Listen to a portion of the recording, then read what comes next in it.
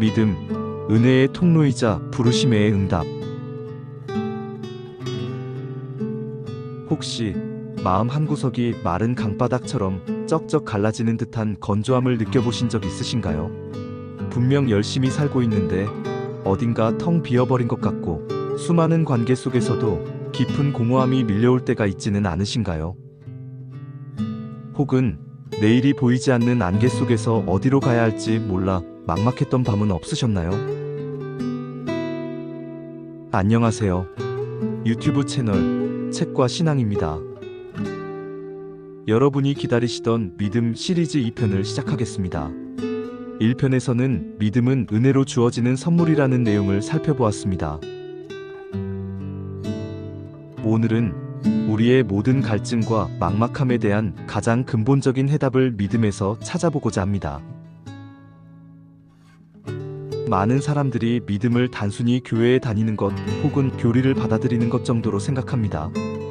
하지만 성경이 말하는 믿음은 그보다 훨씬 더 깊고 역동적이며 우리의 삶을 송두리째 바꿀 수 있는 강력한 실체입니다. 오늘 영상에서는 이 믿음이 가진 두 가지의 놀라운 얼굴, 은혜를 받아들이는 통로로서의 믿음과 부르심에 응답하는 결단으로서의 믿음에 대해 깊이 탐구해 보려 합니다. 이 두 가지 얼굴이 어떻게 조화를 이루며 어떻게 우리의 삶을 하늘의 역사가 펼쳐지는 풍성한 현장으로 만드는지 그 탐구의 여정을 함께 떠나보실까요? 로마서 5장 2절은 이렇게 말합니다. 그로 말미암아 우리가 믿음으로 서 있는 이 은혜에 들어감을 얻었으며. 여러분, 은혜라는 말을 들으면 무엇이 떠오르시나요? 하나님의 은혜는 공기와 같습니다. 우리를 항상 둘러싸고 있지만 우리가 의식적으로 주목하여 생각하지 않으면 그 존재를 느끼지 못하죠. 또 은혜는 마르지 않는 샘이요 가뭄을 모르는 강물과 같습니다. 우리의 자격이나 노력과 상관없이 하나님은 언제나 우리를 향해 그 사랑의 은혜를 부어주시길 원하십니다. 문제는 하나님의 공급이 아니라 우리의 수용 능력에 있습니다. 아무리 거대한 폭포수 아래에 있더라도 우리가 들고 있는 컵이 뚜껑으로 닫혀 있거나 뒤집혀 있다면 단 한 방울의 물도 담을 수 없는 것과 같습니다. 바로 이때 닫힌 뚜껑을 열고 컵을 바로 세우는 행위가 바로 믿음입니다. 믿음은 하늘의 무한한 은혜와 유한한 인간의 현실을 잇는 신비로운 수로입니다. 종교개혁가 칼빈은 이 믿음을 아주 탁월하게 하나님의 자비를 받아들이는 빈 그릇에 비유했습니다. 이 비유는 우리에게 많은 것을 생각하게 합니다. 믿음의 시작은 내가 무엇으로 채우는 것이 아니라 나를 비우는 것에서 출발한다는 사실입니다. 나의 지식, 나의 경험, 나의 교만, 나의 계획, 나의 상처까지도 모두 내려놓고 하나님, 저는 비어 있습니다. 주님의 것으로 채워주십시오라고 고백하는 겸손한 자세입니다. 그릇의 크기나 화려함이 중요한 게 아닙니다. 그 그릇이 하나님을 향해 얼마나 활짝, 정직하게 열려있느냐가 관건입니다. 현대의 영성가 리처드 포스터는 이 통로의 개념을 영적 수로 시스템이라는 현대적인 이미지로 발전시켰습니다. 수로가 막히지 않으려면 어떻게 해야 할까요? 주기적으로 찌꺼기를 걸러내고 관리해야 합니다. 마찬가지로 우리의 믿음이라는 통로가 막히지 않도록 우리는 날마다 의심과 불신앙, 세상의 염려와 두려움이라는 찌꺼기들을 기도의 삽으로 퍼내고 말씀의 물로 씻어내야 합니다. 여러분, 오늘 여러분의 마음 그릇은 어디를 향해 열려 있나요? 혹시 세상의 것으로 가득 채우느라 하늘의 은혜가 담길 틈이 없지는 않으신가요? 여러분의 영적 수로는 잘 정비되어 있습니까? 아니면 의심과 염려로 막혀 있습니까? 믿음의 첫 번째 얼굴은 바로 나를 비우고 하나님을 향해 온전히 열어드리는 거룩한 수용성입니다. 이렇게 믿음이 은혜를 받는 통로라면 이야기는 여기서 끝나도 충분히 좋아 보입니다. 하지만 성경은 믿음의 또 다른 얼굴, 훨씬 더 능동적이고 도전적인 얼굴을 우리에게 보여줍니다. 히브리서 11장 8절의 이 구절을 보시죠. 믿음으로 아브라함은 부르심을 받았을 때에 순종하여 장래의 유업으로 받을 땅에 나아갈새 갈 바를 알지 못하고 나아갔으며.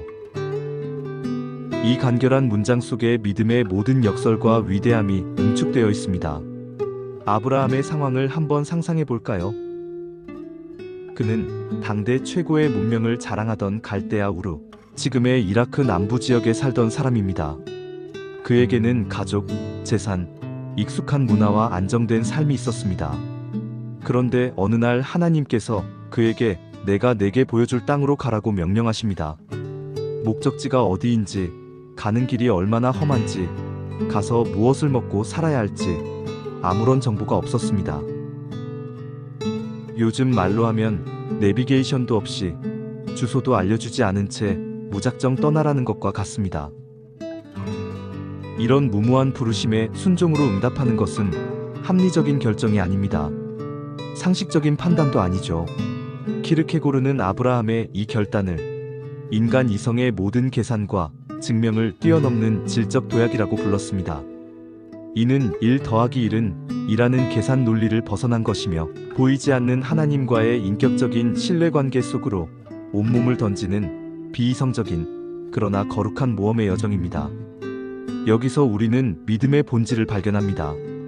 믿음은 모든 것을 이해한 후에 움직이는 것이 아니라 부르시는 분의 신실하심 하나를 붙들고 순종하며 움직이는 것입니다. 이 순종은 진정한 용기, 곧 불확실성을 감내할 용기를 요구합니다. 영성가 헨리 나우엔의 말은 이 지점에서 우리에게 깊은 위로를 줍니다.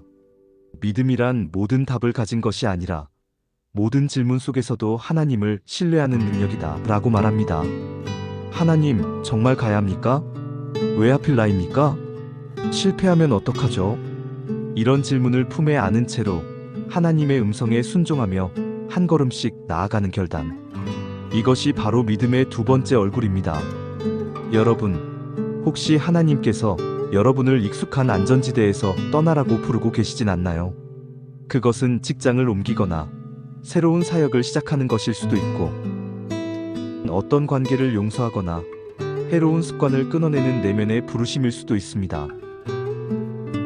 두려움과 불확실성 속에서 아브라함처럼 가라 하시는 분을 신뢰하며 발을 내디딜 용기를 내야 할 때가 아닐런지요.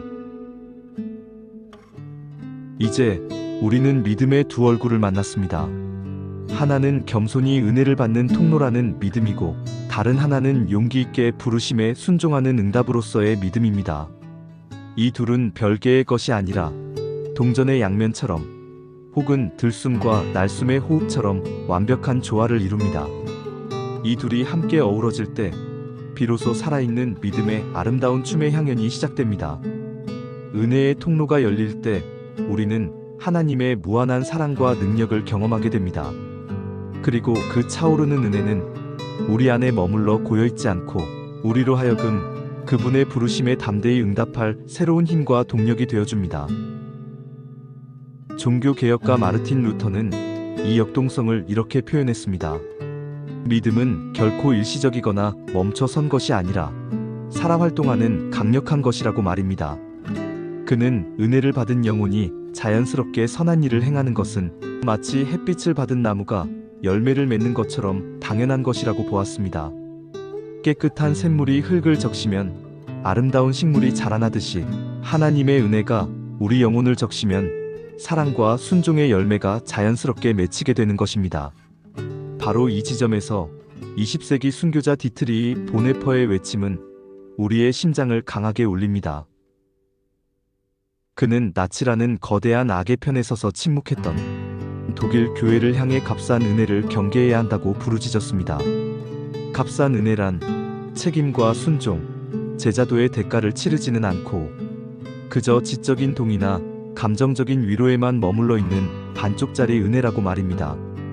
보네퍼에게 진정한 은혜, 즉 값비싼 은혜는 우리를 부르시는 그리스도를 따라야 하는 명령과도 같은 것이었습니다. 큰 희생을 치르더라도 말입니다. 그의 역작, 나를 따르라에서 그는 이 조화를 완벽하게 짚어냅니다. 부르심은 그리스도를 따르라는 거룩한 초대요. 은혜는 그 길을 갈 수 있는 능력이다.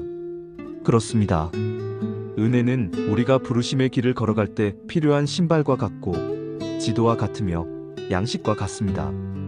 부르심은 우리가 받은 은혜를 어디에 어떻게 사용해야 할지를 알려주는 목적지와 같습니다. 이 둘은 서로를 완성하며 믿음의 위대한 교향곡을 연주합니다. 오늘 우리는 믿음의 두 얼굴을 따라 긴 여정을 함께 했습니다. 은혜를 받는 통로라는 믿음, 그리고 부르심에 응답하는 결단의 믿음을 살펴보았습니다. 어쩌면 이 영상을 보시는 여러분 각자는 이 두 가지 중 어느 한쪽에 더 치우쳐 있을지도 모릅니다.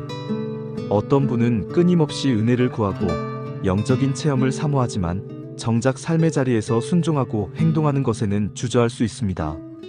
또 어떤 분은 책임감 있게 열심히 봉사하고 헌신하지만 하나님의 은혜를 깊이 누리고 공급받는 통로가 막혀 영적으로 소진되고 지쳐 있을 수도 있습니다.